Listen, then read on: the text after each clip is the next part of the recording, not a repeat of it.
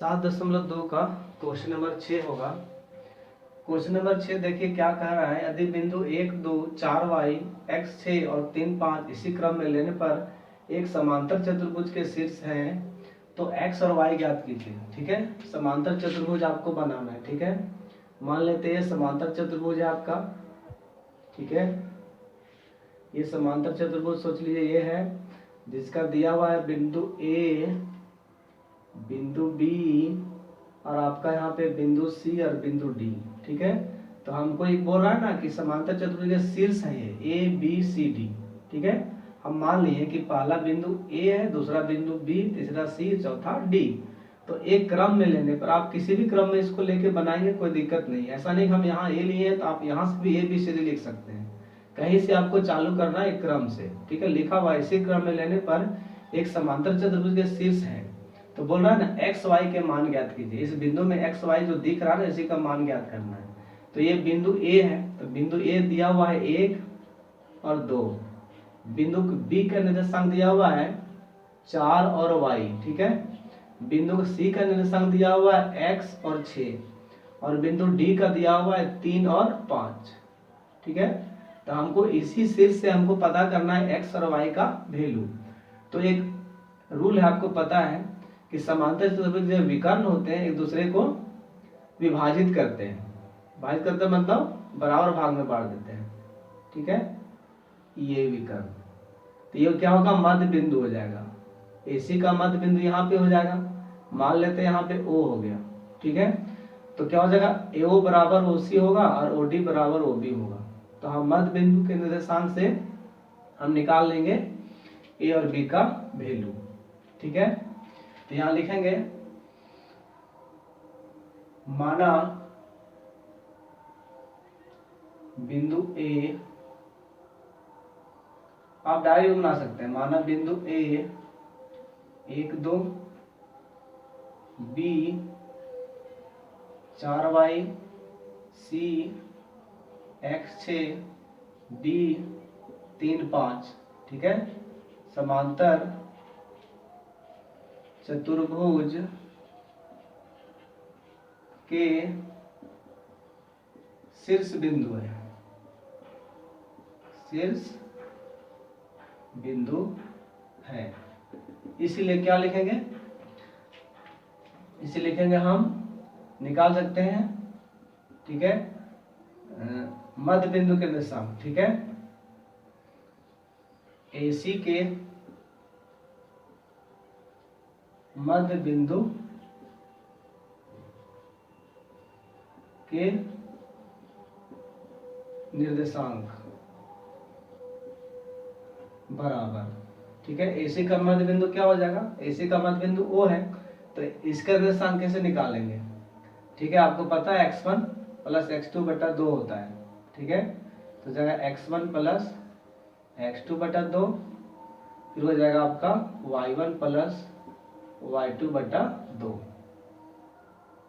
ठीक है, उसी प्रकार हम लिखेंगे BD के मध्य बिंदु के निर्देशांक। ठीक है, BD के मध्य बिंदु के निर्देशांक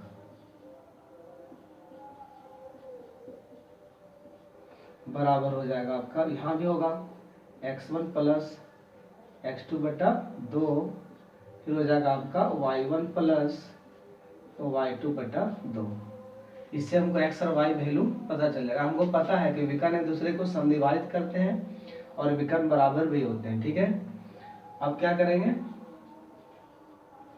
अब हम लिख सकते हैं AC बराबर BD। ठीक है, AC बराबर BD से निकालेंगे तो AC के मध्य बिंदु क्या हो जाएगा, x1 प्लस x2। जब AC लेंगे तो मेरा x1 होगा, x2 होगा। ठीक है, y1 होगा और y2 होगा। तो x1 कितना है मेरे पास, जब AC का बात हो रहा है तो। ठीक है, तो x1 कितना है, x1 आपका 1 है और x2 खुद x है, बटा हो जाएगा 2, कॉमा y1 प्लस y2, तो y1 है 2 और y2 है 6, बटा हो जाएगा 2। ठीक है, बराबर हो जाएगा इधर आपका BD। तो BD के लिए क्या हो जाएगा, BD के लिए x1 हो जाएगा आपका 4 और x2 हो जाएगा 3 बटा 2। ठीक है। उसके बाद कॉमा हो जाएगा y1 प्लस y2, तो हम लिखे हैं 4 और 3 तो हो जाएगा 5 प्लस y बटा 2। ठीक है।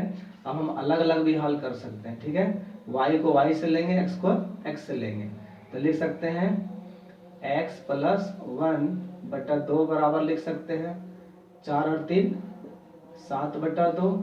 उसी प्रकार लिखेंगे 2 प्लस 6 बटा 2 बराबर 5 प्लस y। तो यहाँ कितना हो जाएगा, क्रॉस मल्टीप्लाई होगा तो हो जाएगा 2x प्लस 2 बराबर 2 सत्ती 14।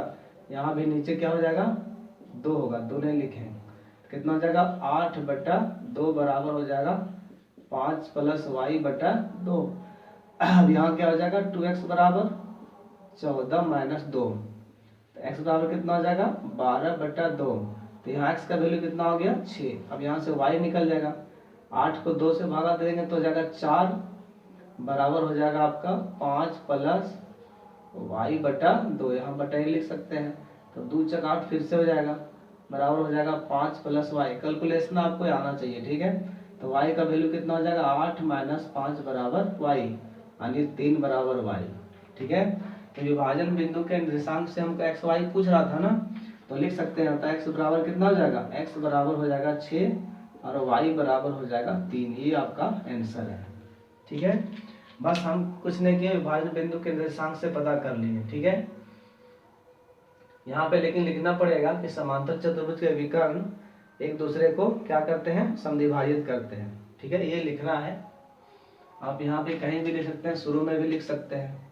ठीक है, वैसे समांतर चतुर्भुज लिखा हुआ है, ठीक है, इसलिए लिखने की भी जरूरत नहीं हो सकता है, लिख देते हैं। वैसे समांतर चतुर्भुज के शीर्ष बिंदु है, ठीक है, समांतर चतुर्भुज के गुण से। चलिए कोई बात नहीं, आप कहीं जगह देख के लिख सकते हैं, लिखने का ध्यान तो गया नहीं। ठीक है,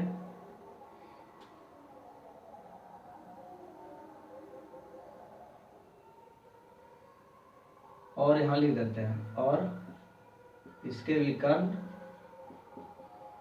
समद्विभाजित करते हैं, समद्विभाजित